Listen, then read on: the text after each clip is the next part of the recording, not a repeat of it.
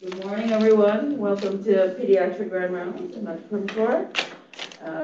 Thank you for joining us. If you are anywhere near Tanglewood Complex, please join us in the Mill Mountain Conference Room in person, and welcome online. Today's speaker is Dr. Ahoo Salem, Ph.D. She is the Executive Director of Blue Ridge Literacy, a nonprofit organization housed in the Roanoke Library Building that offers adult literacy services to foreign and native-born residents of the Roanoke Valley. She's a member of the Virginia Office of New Americans Advisory Board. In this role, she serves as one of the board's 2 language access co-leads and works to provide actionable recommendations addressing the linguistic, cultural, and economic integration of new Americans in the Commonwealth of Virginia. As a sociologist with a passion for integrating initiatives, she's especially interested in how differential access to resources shape and impacts everyday life experience for immigrants in different host settings. Originally from Iran, Dr. Salem holds a Ph.D. in sociology from University in Milan, Italy. Please join me in welcoming Dr. Ahoo Salem. Thank you. Good morning, everyone. I'm assuming everybody can hear me. Thank you for those of you who are here in person. It's nice to meet you. So yes, as Dr. Parmeshwar said, my name is Ahoo Salem, and today I have the pleasure of being with you to share a little bit about what we see as providers of English literacy services to adults in our area in the relationship between literacy, English literacy specifically, and health outcomes. But in order to get there, I will take a step back, share a little bit of information in today's discussion about Blue Ridge literacy, the need that exists in our area, and the type of services we offer, then try to transition into the relations, into the links between literacy and health and our specific approach, a program that we have been offering now for a couple of years that focuses on English and health literacy, and finally share a few ways that you can get involved with VRL if you ever desire so. So as it was mentioned at the beginning, we are located in the main library building. The organization, however, is quite old. Blue Ridge Literacy is a nonprofit organization that was founded in 1985, 37 years ago, by 2 local librarians who saw a need for literacy skills among adults in our area. So basically what they were seeing was many of the adults who lived in the Roanoke Valley or Roanoke City specifically didn't have the reading and writing skills that they needed to function effectively in everyday society. The organization started by recruiting and training tutors, volunteer tutors, and matching up with the learners. So they would work together in a one-on-one tutoring project. Now, as time passed in the early 90s, think about the unrest that happened in former Yugoslavia, the waves of immigrants that started coming to Roanoke. There was a pronounced need for also offering English literacy services. That's when Blue Ridge Literacy also started focusing its shift from only American-born adults to including foreign-born adults. By the early 2000s, this need was so pronounced that we started offering structured classes. So until then, everything was in the form of one-on-one tutoring. And in 2003, we joined Pro-Literacy. Now, I have put Pro-Literacy up there because it's a pivotal point for us. Pro-Literacy is a large national and international nonprofit organization that provides support and advocacy for adult literacy. So a lot of the facts that I am using here are from Pro-Literacy's research, but also I have included their sources if any of you are interested in doing more research at the end. Also a disclaimer, when I was preparing this presentation, thinking about my audience, I kept thinking to myself, a lot of what I'm going to share with you is common sense. These are things that you have probably already faced in your interactions with your patients as parents of the kids or just in general, but I also think there is value in highlighting the fact that we are also seeing, so creating these correlations a little bit more pronounced. By the 2005, so midway through 2000s, the immigrants, the refugees who have been living in Roanoke, have been here long enough that they were eligible to apply for their naturalization process to become American citizens. So of course, we also saw the need and started offering citizenship preparation classes. These classes focus on the civics and English skills that one needs to pass the naturalization interview. In 2014, we moved to the Roanoke Public Libraries, and the libraries are one of our main partners. Up to this stage, we are still located in the library. We are in the basement of the main library building, though we have a lot of windows. It's not a dingy basement at all. If any of you have ever walked down the Elmwood Art Walk, right next to the Social Security office, we have our own entrance with our logo over there, and we really like taking pictures with our logo because that's a good way to show who we are and where we are. Now, the partnership with the libraries not only provides us with a space, but it's very, very important in the way that we reach our learners. Library is a trusted source. People do believe that they would be safe in the library space. We are also accessible by public transportation, buses, and trolleys. So this really means that it's easy for people to come to us. We have had learners who've been with us for so many years, over 5 years, let's say, and they still refer to us as the library, not by our name.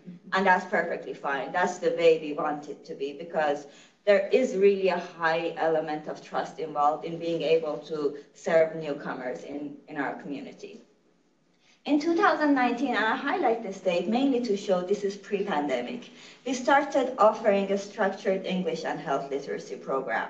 I will be talking about this a little bit more, but many different elements came together to make this service possible. We took a pilot project with an organization that was creating a health literacy curricula. At the same time, we have been having a community garden in St. John's Episcopal Church, where our learners were learning how to, grow their food and all these elements that lead into having a nutritious diet, even though these are things that they do bring with themselves from their home countries most of the time. But they were enjoying the access. And eventually we structured it into the form of a program. In 2020, with the pandemic, same as many other organizations, we started switching to online services. This seemed to be like a very big challenge for us. Until then, we were very aware of the digital divide that existed among the newcomers and the rest of the population here, at least those with higher access to resources and literacy skills, but also the gender divide that existed among our learners.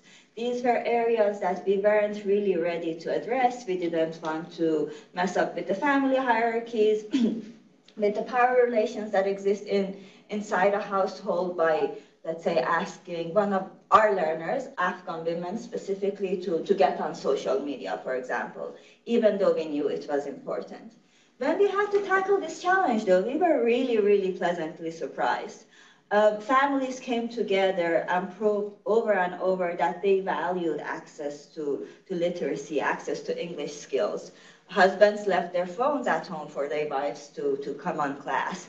Children of all ages, even those who are at elementary school, were the biggest helpers of their parents, moms mostly, to get online. This was a very interesting relationship, because we would be receiving messages and calls from kids. Is class starting? No, class starts in 30 minutes, 2 minutes after that. Is it now? No, 30 minutes is still, 28 minutes from now, and so on. Also, when we were in class, kids would sit next to their moms. They would tell them the answers. So initially, it was really funny. You have to ask them, no, kids, it's okay if your parent, if your mom, again, mostly, makes a mistake. But I also think it's very important. A lot of times when we think about second-generation immigrants, kids of newcomers, we see them in the role of interpreter. We see them in the role of the adult who has to help their parents navigate so many different settings. This, at least in my view, is a small window where the children can see their parents are putting in the effort to improve their English literacy skills, to see where it is okay for their parents not to know everything exactly, but also receiving encouragement from their teachers and seeing how they are progressing. So we also noticed that the online services eliminated the need to commute and eliminated the need to secure childcare. This is why we keep continuing offering these services, and some of our learners who do like the online services a lot more than the others are among the populations that we thought are very unlikely to be able to reach online. So I keep talking about adult learners. Let's start with some definitions. The American Institute of Research defines adult learners as adults who need to improve their literacy skills to get a better job, to immigrants who need to improve their English, students who have dropped out of school, they haven't received their diploma, who need to get their GED or high school equivalency, and those who want to go to college. The part that I think is missing there is adults who need to be able to read and write to do their normal functionings of life, to live independently, to pay their bills, to find the address, to be able to send a text message. A lot comes under the umbrella of adult literacy. And of course, we serve adults age 18 and over. We only work with adults. Our volunteers are also age 18 and over. And as I mentioned a little bit earlier, our demographics have changed quite a bit over the years. Starting with an organization that predominantly served American-born adults. Now, American-born adults, the population that we refer to as basic literacy learners, are less than 10% of our population. This is not a true replica of the need in the community, unfortunately, and we are aware of that. The matter is there is a huge amount of stigma attached to seeking help when you are from here and you don't know how to read and write. One of the best ways that we can share information about our organization and services is through the word of mouth. This is not something that really works greatly in the case of basic literacy learners. People are really resourceful and find really good ways to mask the fact that they can't read and write. Some of the examples that we know from serving adults is, for example, if you go out to eat and, as a person who's not American, I get confused seeing a menu at a restaurant, pages and pages and descriptions. They just say, oh, I'll take what the person next to me is taking. I've forgotten my glasses with me is a very, very common cliche, but it is true. People say, oh, I just can't read it right now.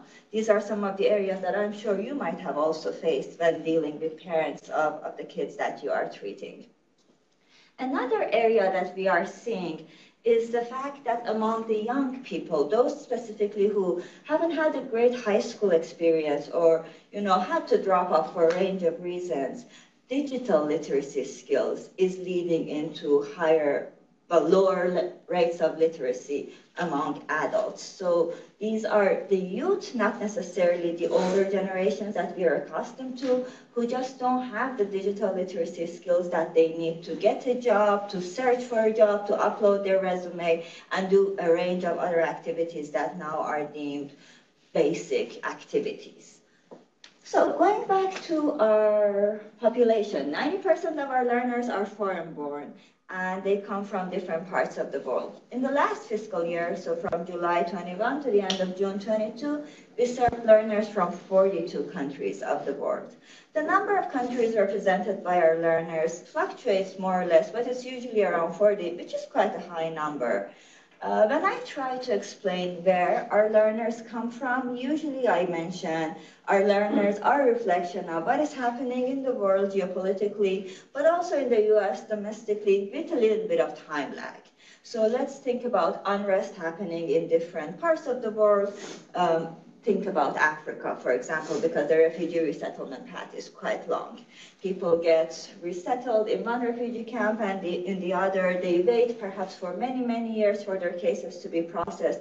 And eventually, after moving to the United States and Virginia, they would then end up in Roanoke, because Roanoke is one of the 3 resettlement cities in Virginia, along with Richmond and Newport News. Now, this may be news to some people, but I think for you who deal with the diversity of Roanoke, you're at least familiar with seeing many, many different faces. Internal factors, national factors impact our learner-based population as well. Think about the past administration. They lowered the refugee cap. They limited the number of the countries that were eligible for sending the refugees to the United States. So that kind of shifted the dynamics among the demographics among our learners. Then last year, things were very, very out of the norm. The one exception with the time lag between what is happening in the world and what we see here really happened last year with the unrest in Afghanistan and the very, very quick evacuation of people from Afghanistan into different parts of the world, that they would be resettled, and even into reaching Roanoke as their final destination. So that was the shortest time lag ever. Last year, the top 5 countries presented were Afghanistan, Mexico, Haiti, Honduras, and Sudan. Afghanistan and Mexico have remained the top countries that our learners come from for over the past multiple years. The other countries changed quite a bit. In fact, when I put this data together, and this is based on the countries of origins of the learners that we have served, I was quite surprised not to see Democratic Republic of Congo among the first top 5 countries. But we do have a lot of learners from Congo as well. So many, many different learners, different types of services. We really try to diversify the services we offer to fit the needs of our learners, but also to fit the needs of our community. 42 countries, we know that much in terms of their diversity, but they also have different lived experiences. There is a lot of difference, let's say, between a person who has spent all of their lives in refugee camps in one country or the other than a special immigrant visa. People who come from Afghanistan would come on a special immigrant visa. Person who, let's say, has been living in Kabul, in the capital, with access to some elements of education and, has been working with the American forces, for example. People have had different socioeconomic statuses. They come from, urban places and rural places. They have different levels of English proficiency and accordingly different needs. So in our one-on-one tutoring program, we serve everyone. A tutor and a learner are met, and this one is specifically focusing on people's individualized goals. So in terms of our farm-born learners, let's say, we have matched English learners, adults, people who come to us to improve their English, but not necessarily to improve their communication skills. Those who wanted to reevaluate their degree to practice medicine and get their credentials for here. So we would match them, let's say, with a retired physician. Actually, some of our volunteers are very highly involved in Bradley Free Clinic to help them towards that. People who want to get their IELTS or TOEFL certificate to, let's say, move to Canada to go to university. This is something that many of our learners want to do, or want to get their GRE, for example. Very, very individualized goals. Then we have the leveled English classes. This really is a replication of the needs for English proficiency among our community. These classes are open to any immigrant who wants to come to us, and usually immigration works in networks. Groups of immigrants bring in bigger groups of immigrants. So when somebody knows also about the service, you see more people from their home country seeking those services. These classes are offered at beginner, intermediate, and advanced levels. 2 levels that are missing, and we do have the need for them, and hopefully we will be offering them, are pre-beginner. That is services for those learners who are illiterate or are not able to read and write in their mother tongue as well. We do see quite a few, not as much as the other levels, but quite a few that requires a specific class for its own. And of course, something above advanced level. At this moment, anybody who goes through our services would be matched with a learner, but there is value in being in a classroom setting. And another service that we are really, really keen on is offering English services for workplaces.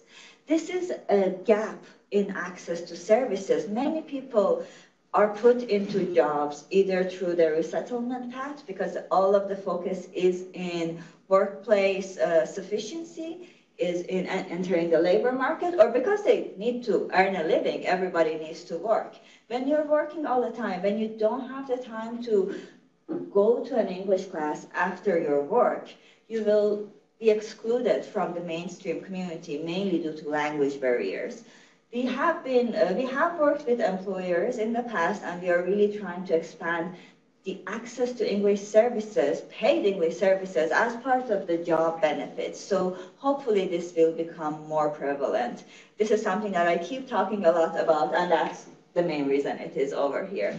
And then, of course, citizenship preparation services. Access to citizenship opens many, many doors to people here in terms of the types of access that they would have also to forms of insurance and the support systems through life. A lot of time there is an imbalance in who becomes a citizen faster in a household, within a household, and this imbalance is gender-based. Again, think about a household dynamic. Somebody has to go to work, mostly the men, to earn an income. They are more within the society, they have more interactions, they have a better level of English. At the same time, the wife, the woman in the family, may be the person who's a little bit more isolated, she's staying at home, she's the main caregiver. Maybe she comes to some English classes, maybe she doesn't. They reach the 5-year mark to apply for citizenship. It's a very, very costly process. It's a very time-consuming process. So let's say there is enough funds within the family that both people would apply. The person who has better English skills is more likely to pass the test. To pass the test, one needs to know 100 civics questions. They would be tested with 10 questions, and you have to answer 6 of them correctly. But the officers do scrutinize the applicants based on their ability to speak English, and sometimes this scrutiny goes beyond the level that is actually needed based on the requirements. People fail. If you fail twice, you have to reapply. If you have to reapply again, that's another $700 just in application fees.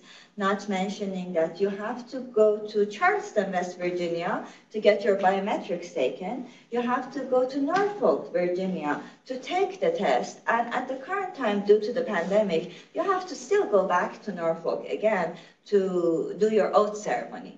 Now, hopefully that will come back to Roanoke again in 2023, but a very, very costly process.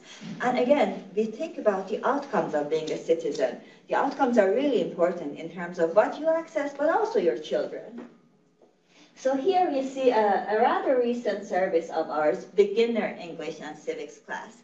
This class is specifically geared towards that portion of the population who does not receive the English services until the 5-year mark. When they come, they say, oh, I have applied, I have a test in 2 months, and they know very, very little English.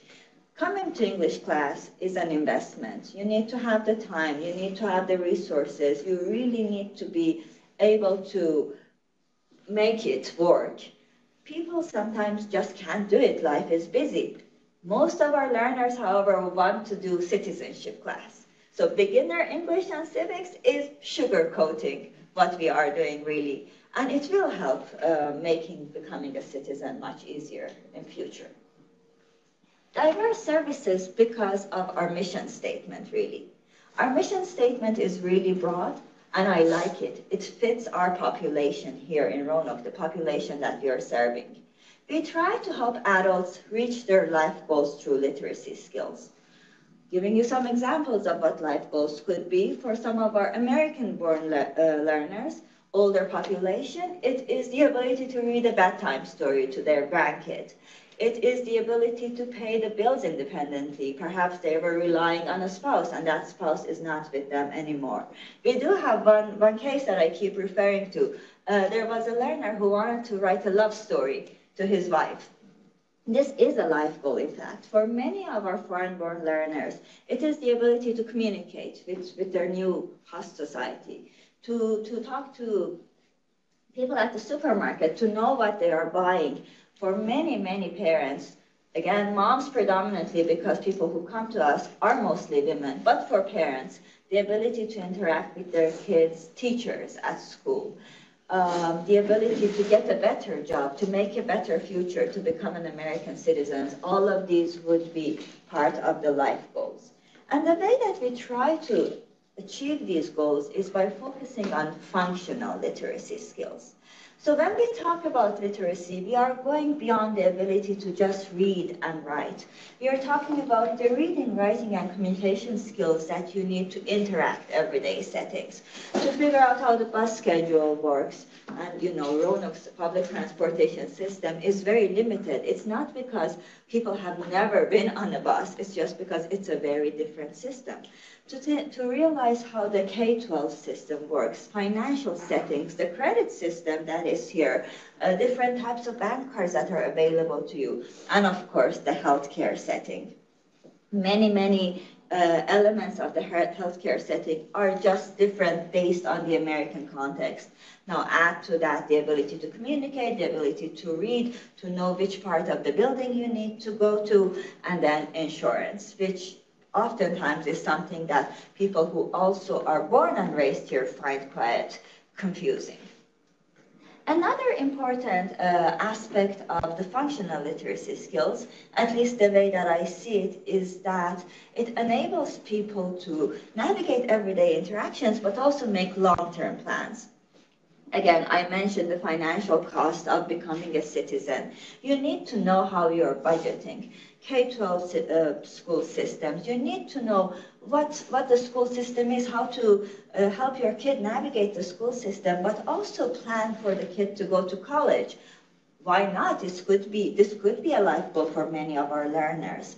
The relationships between your English skills and becoming a citizen, and how it could impact your child automatically becoming a citizen, for example, the type of resources that you can access to. As a citizen, you can bring your parents over. The lack of familial support systems is something that many of our learners are facing, especially younger women with kids who are the sole caregivers to their children, and come from backgrounds that they have the mother, they have the aunt, they have the sister who help them raise their children.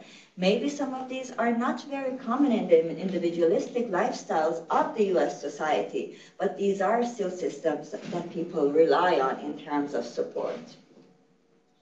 And so, to help our learners gain the information and the skills that they need to navigate everyday life, we work closely with many partners. Again, our role as providers of literacy is to provide the terminology, the reading and the writing skills. But our learners have so many diverse needs, similar to any other resident in the area. We don't know what the extent of their needs are, but we also don't know the extent of all the resources, all the services that are out there. So what we try to do is to be a connecting area, to connect service providers with the recipients of the services. So the recipients know about the services that are out there, but the providers also know about the diversity of their needs. We can't do it all alone. So we work with the libraries, of course, and the libraries do a lot more beyond just providing books. Perhaps you're familiar with the Feed, Read, and Grow program. It offers educational information on how to be healthy and has a focus on family literacy. We work with the school system, predominantly with the parents of the kids who are in the ELL program. That's just the acronym that the school system uses for English language learners. We work with Commonwealth Catholic Charities, of course, which is our area's major resettlement agency, but we also work with the city of Roanoke with, actually, as we get to learn about it a little bit more, medical students through the Refugee and Immigrant Association, Student Association, but also generally speaking through Virginia Tech School of Medicine, Virginia Tech Carilion School of Medicine, and RUC Radford University Carilion, and a whole bunch of other partners. These partnerships really aim to bridge the informational gap of our learners. This informational gap can come due to lower literacy skills, can come due to lower English proficiency skills, but it also certainly comes due to having to navigate a different context. And I know that based on personal experience. I'm from Iran. I'm born and raised in Iran. I spent a little bit over a decade in Europe before coming here, predominantly in Sweden, a system with a very different system of services, and then in Italy, a country which is quite hectic, more similar to Iran, and then over here. it is confusing. In each new place, it's confusing. And usually when I try to explain, it's like try how you would navigate one of the most bureaucratic procedures in your life without having the contacts who would help you go through it. So this is why we really need to rely on others. And as part of that, we offer cross-sectional English services. English and digital literacy, of course, is a need. Everybody knows digital literacy is an essential factor of our lives now. But something that we try to do here is to connect our learners, let's say, with the website of the school system. How to know when there is a special announcement within the school system. With the healthcare providers, for example, during COVID, so many different bits of news and information was coming out. Vaccines are available, for such and so ages. Boosters are available for kids right now. I'm not up to date about these types of information anymore, thankfully. But what you need to do after exposure, all of these things are really accessible through online environments. So connecting our learners with the correct type of environments to follow. And we all know the danger of misinformation. So a lot goes there.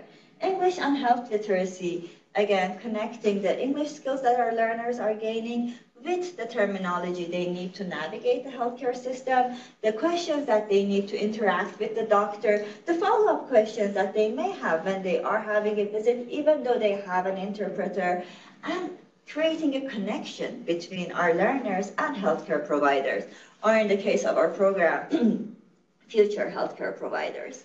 And English and financial literacy coming soon, hopefully. This coming soon has been there for about a year now. I really would be happy not to see it there. At the moment, we work closely with the Roanoke Financial Empowerment Center. If you're not familiar with that, that's a wonderful free service to all of the residents of the area. But something that we see among our learners is when we tell them, get some information, get a free consultation. They said, I don't have enough money to bother anybody about it. And that's exactly the gap. You don't need to have all of the money to talk about money. You need to learn about how you can budget. You need to learn about the different resources that are out there for you to get a loan from Freedom First Credit Union, for example, to cover the costs of your citizenship application.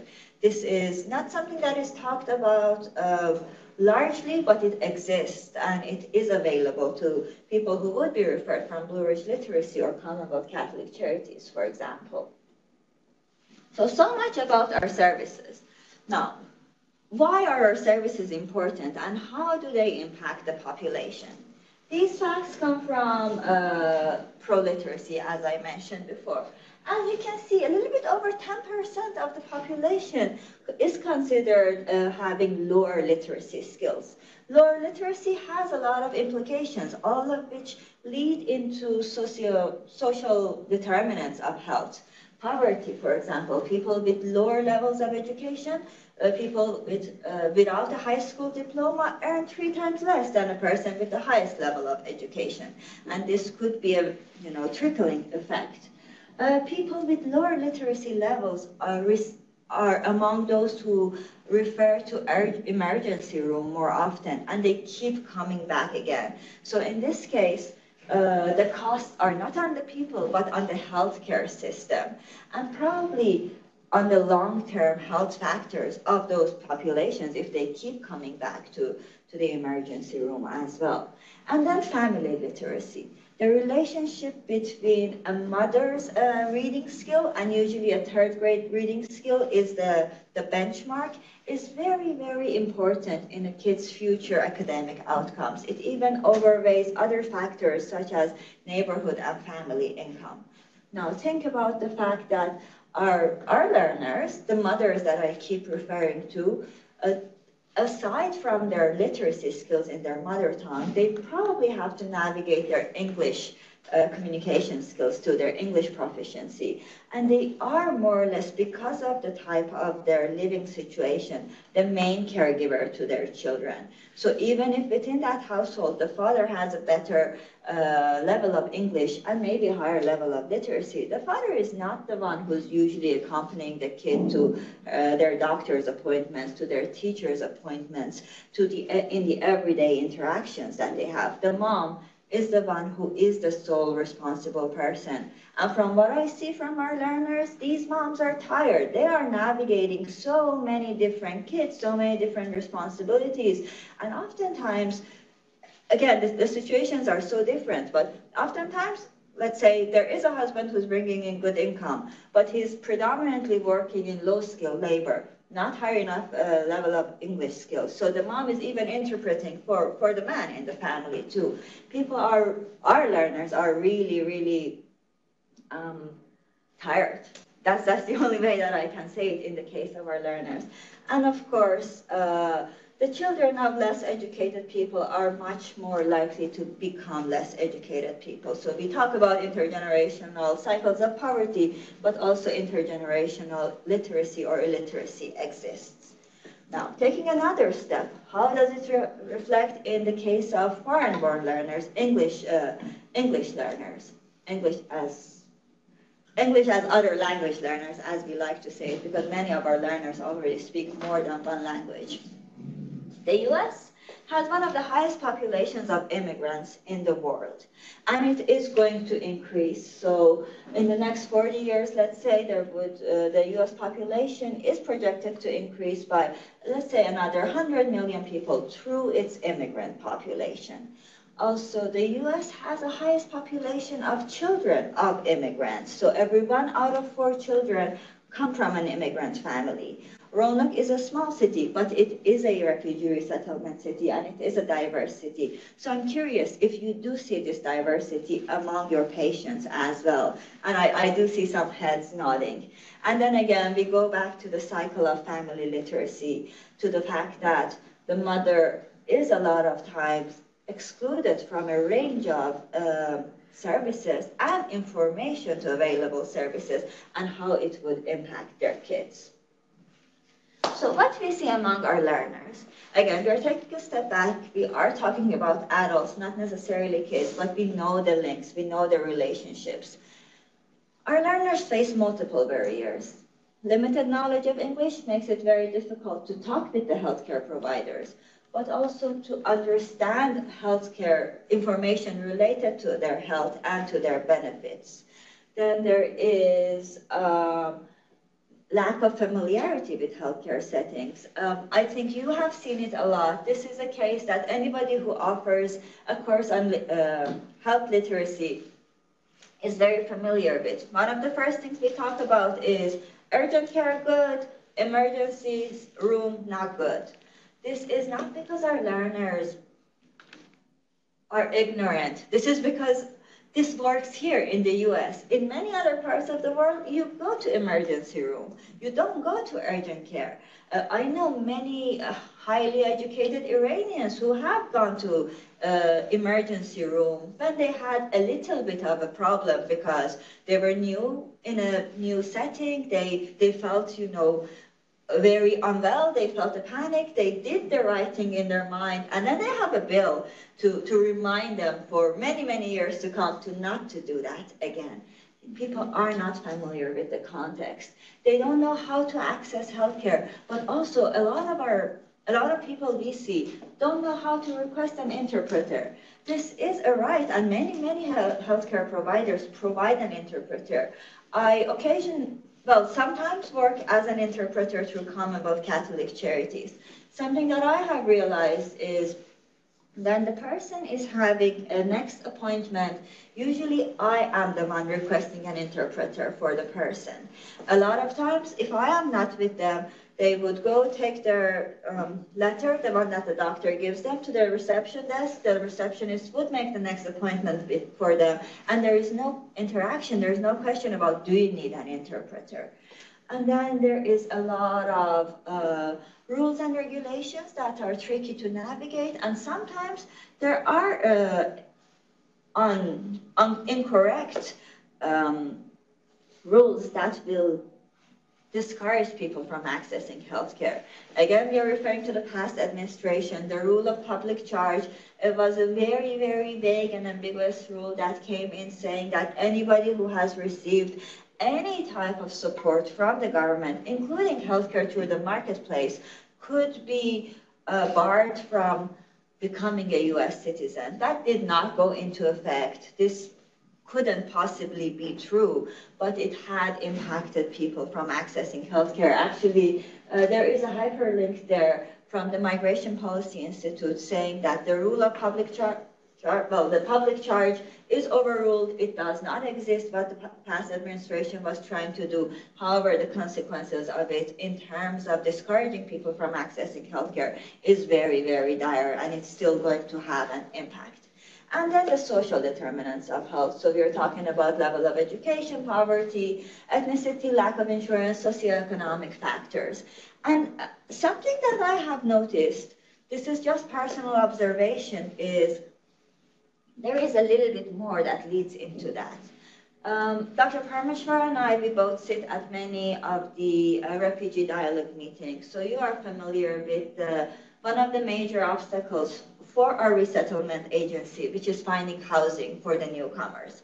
Now, newcomers have a range of barriers in accessing housing, one of which is a landlord, a landlady requires to see your credit record, requires to see your credit score, your paychecks, and sometimes, I guess, references from your past landlords to rent you a place. A person who's absolutely new here doesn't have any of these sorts of documentations. The resettlement agency is working really, really hard to find places that would rent to our newcomers. Those places are not necessarily on par with their codes. A lot of our learners live in apartments. These are usually bigger apartment complexes. Live in flats that are damp, that are kind of in the basement level, that have a lot of problems. And something that, for example, we recently learned after visiting the city of Roanoke on a field trip with our learners, after visiting the lead safe department, they could have, lead paint on their walls. And one of our learners said, oh yes, I know all about this. My child, my 2-year-old son has lead poisoning. And we're like, oh, what happened? She says, yes, the health officials came, they inspected the house, they repainted everything, they took blood from all of us, and now they are testing my son every month to make sure it doesn't get any worse. This is obviously a very unfortunate incident. This shows this is a combination of a range of factors: lack of housing, the difficulties in accessing to housing, and then the fact that the neighborhoods that the houses are in are probably not really keeping up with the safety codes, but also unfamiliarity with the fact that lead poisoning in Roanoke is a real threat. Houses in Roanoke are really old. Many of our learners come from major cities with, a lot of construction happening in the urban areas that they live in. They have bigger buildings, older buildings. Not many of the buildings are built around 80 years or 100 years ago. This particular learner, she's from Afghanistan, and I speak Farsi, that's my mother tongue. So a lot of this conversation comes to me because we have a shared language. Told me, I was so sad when we first, stayed in this apartment. It was damp. All of our clothes would grow moldy. When you would leave the house and you would come back, it would smell so bad. And then her child got sick. And she said, for the first 6 months, I would sit and cry every day because this was not the situation in Afghanistan, and I didn't know how to deal with this. Now, this illusion of how your new life in a new country, is not as you had expected it is a known case. There is a lot of work, especially through, I want to say, the Department of Social Services, in telling people, giving people a realistic view of what they will be expecting here. I think there is a gap in telling them what are the things that they need to be aware of. The city of Roanoke has a whole department talking about lead safety. When we took a visit to the city department during welcoming week, they actually were extremely nice. They prepared coffee, they prepared cookies, they decorated their room, they gave information to our learners. They acknowledged that there is a lack of translated information in multiple languages. But this is the first time most of our learners, myself included, some of our instructors, had set foot in that department. So yes, disillusion, giving a realistic view is important, but give them the tools, give them the resources so they know what to expect as well. Different contexts have different illnesses, and I think this is not something that I can speak a lot about, but I believe you are familiar with that. Another area, and this is something that is currently impacting quite a few of our learners, is their kids who go to daycare. They have all gotten the viral infection, the hand, foot, and mouth disease. It all happened together. They were saying, oh, daycare is calling me, my child has like some little bumps, they're not feeling well, I have to go and pick them up. This is not something that, I was familiar with growing up as a kid in Iran. The first time that I became familiar with this disease was when my brother's child in daycare in Sweden got it. My family had this really, really long conversation. What are these diseases? Now, these learners, they're all from Afghanistan. They are not familiar with it as well. Initially, we were thinking, is this chicken pox? Then they were like, no, this is not chicken pox. Even to now, they are not fully certain what their kids have gotten. Again, another learner told me, they said it just comes from the environment. I think that's just the way it gets transmitted. I try not to get too much in details about medical issues because I'm not a doctor. And she said, well, in Kabul, it's very dusty, it's very polluted, it's very dirty, but we don't have this. I wonder, why in Roanoke that's so clean? There are still so many, illnesses for our kids. What they know is it's going to be contagious for 3 days, it's going to hurt for a week, the kid will be fine at the end. But I think they were really, really worried, and I think they would still need to know a little bit more information about what is impacting their children. So yes, we talk a lot about literacy. Now, these are the more literate families. They come to class every day. Some of them have had a little bit of higher education in their home country, or in case of the person who said this, actually a bachelor's degree. They try to learn, they try to understand, but they're still not fully familiar with what can happen in a new country. So our program, and I am very proud of it, so I will be talking a little bit. This comes from funding through Carilion community grants. This is the 3rd year that we have continued receiving this funding and offering this program. And the program is specifically interesting because it has a collaborative approach. So on our end, of course, we saw the need for our learners to understand how to better navigate healthcare settings. On the one hand, they needed the English skills, the terminology, the ability to read, the ability to write, just to communicate, but also to understand where to go, who to speak with, and what is, for example, a prescription medication, what is over-the-counter medication. Again, some of the concepts that I spoke to you earlier about urgent care versus emergency room, and aspects that relate to the healthcare settings. But also getting a little bit more familiar with the illnesses, with what could impact their children. We started using a curricula that was very much focused, I want to say, on the American-born population. It had many, many chapters about healthy living, what to eat in terms of nutrition, how to take care of your weight, how to exercise, and of course some of these other areas that I have mentioned already. After a while, our instructors told us, this curricula is a little bit preachy. We keep telling our learners, you have to eat healthy. And they say, yes, I know. I wonder why nobody else does it here in the United States. So some of our learners are really familiar with these ideas, mainly because of where they come from. They said, oh, I am living an unhealthy life. I used to walk, from my village to the other village to go to school, or I used to, at least walk from my apartment in the big city to somewhere else to get to the subway, for example. Now I'm only in the car. Now, we have diverse learners. When I give examples, they really come from different groups.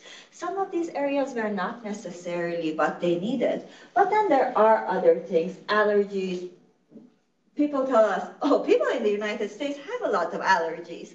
Now, I don't know if that is a matter of this country or there has been more research there. But as parents, for example, they need to be aware of the dietary restrictions that the schools would have in terms of what you are allowed and not allowed to take to the school.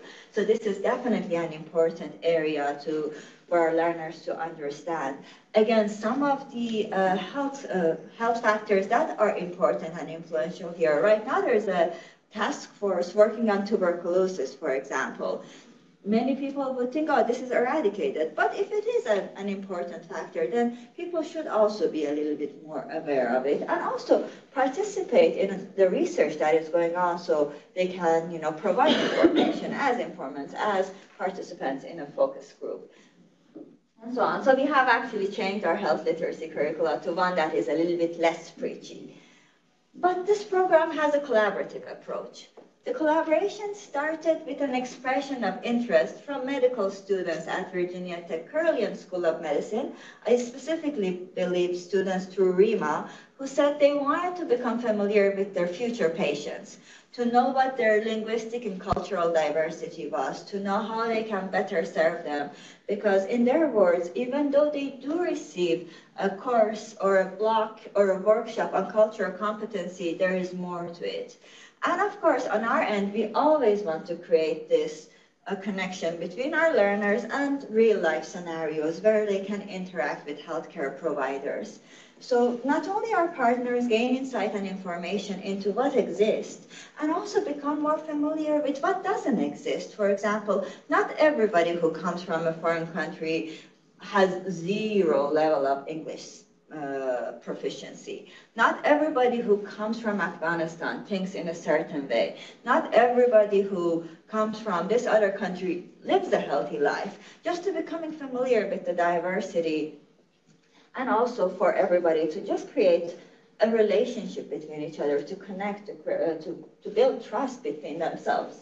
Now, the medical students are not the only community partners that we have. In this picture, you can actually see one of the Virginia Department of Health for Roanoke, so Virginia Allegheny, Roanoke City Allegheny, Health Department. She has been coming to speak to our learners, and in this particular picture, she provided everybody with free COVID test kits.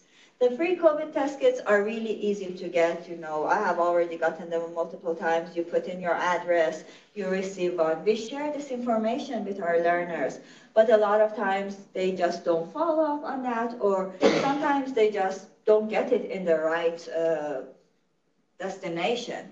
Even when our learners, shop on Amazon, sometimes they're saying, oh yes, my package goes to the neighbor's house. So it's very likely that somebody else has received them.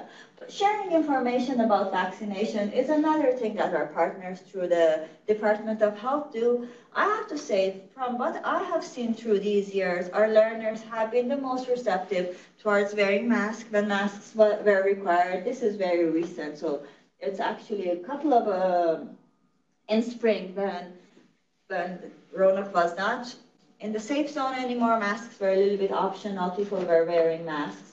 They took the vaccine very willingly. We don't have 100% of learners who have taken the vaccine, but I personally believe for two reasons. One is if you come to the United States on a green card or through a refugee path, you are already required to be absolutely up to date with your vaccination records. I find it a little bit ironic because you don't have to do that if you are within the United States. But if you're coming from somewhere else, vaccines are not a big deal to you. People do have the trust in the science of vaccines. And then the other one is when the whole situation with COVID vaccines was happening in the world, a lot of us had family members in other parts of the world who were suffering without access to vaccines. So this ability to get immunization was seen as a very good and luxurious resource. People were willing to take it. Something that created confusion, though, was, for example, in case of learners who had taken the first vaccine in their country of origin and then moved here. So it was a different type of vaccine and they didn't know what was the follow-up. These types of communications, these types of contacts with the Department of Health, with the doctors, with the physicians, or with those who have access to them are really helpful in answering individualized questions of our learners. And so, besides creating trust building, besides creating familiarity with the diversity that exists, which are really broad terms, when the medical students, and I don't think I mentioned how the collaboration works, so the medical students join our classes, specifically when we are teaching the health literacy block, as classroom assistants.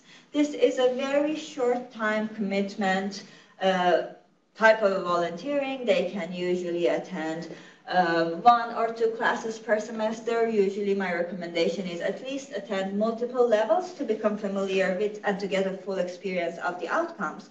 But they also are viewing, are following an English instructor who is skilled, who has the experience in understanding lower literacy levels. So they would know if they're talking to somebody, if the person says, I don't have my glasses, they could pick up a few strategies to see if it is only because of the glasses or it is because of lower literacy skills. To ask questions, follow-up questions that actually show comprehension. You ask somebody, did you understand everything? They'll say yes. You say, any questions? They'll say no. But you can ask, so how many times are you taking this type of medication? 2 or 3, for example. That's where you see if the person has fully understood. And also, becoming familiar with the common barriers. One of the barriers that actually the students realized was transportation. People didn't know where the doctor's office that they had to go to was, and they didn't know how to get there. And finally, a couple of factors about cultural competency. This is a very, very big topic, especially in the in the field of healthcare. So a couple of insights from the field. Culture is dynamic. It depends on where you come from, how you have been raised, and you can always change the traditions that you came with. Putting people in boxes based on where they come from is really not the best way. However, something that is applicable is based on the country that you come from, you have different ways of interacting with others, especially in power hierarchies. You don't want to disrespect your doctor. I have seen this firsthand. A doctor has told a patient that I was translating for, you can get an opinion from the specialist in the field. The person really wanted to get that opinion because it was an important procedure to them, but didn't want to offend the doctor. Asked me, what should I do? I was like, I can't tell you as an interpreter. You can't tell the person what to do. But I explained to the doctor, can you explain more what is the process for getting the expert opinion? And the doctor was very good at their job. So they explained that, and the patient said, okay, then I want to do that, but I want to make sure you are not upset by me. I really like you and I do respect you. Power hierarchies are an important aspect. And finally, the role of interpreter.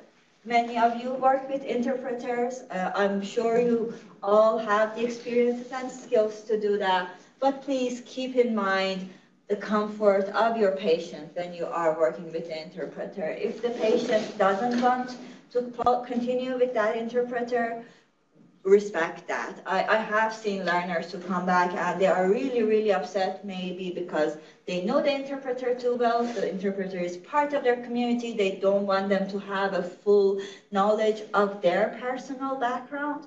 Or they just say, this person doesn't speak my language in the way that I would understand it. There are many, many factors that go into it.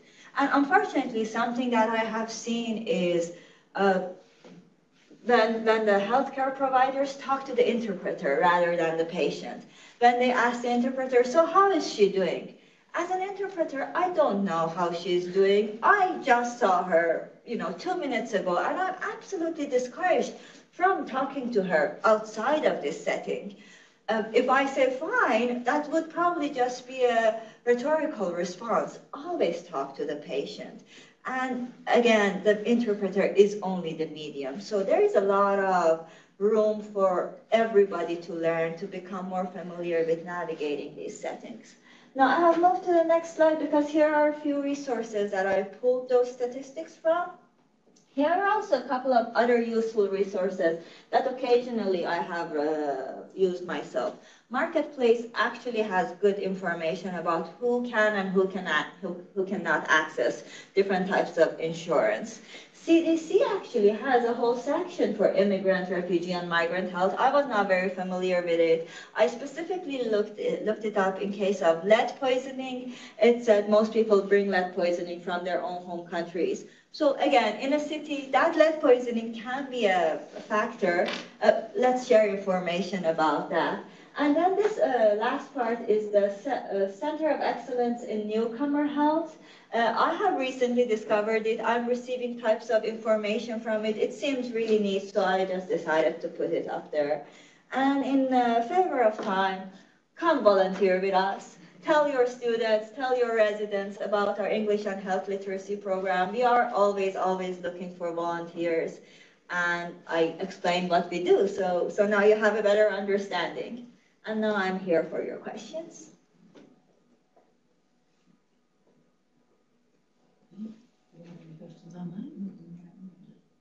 I don't have a question, but I just wanted to thank you. I'm also from Iran, so I love seeing another person from Iran representing and doing great things. So Wonderful.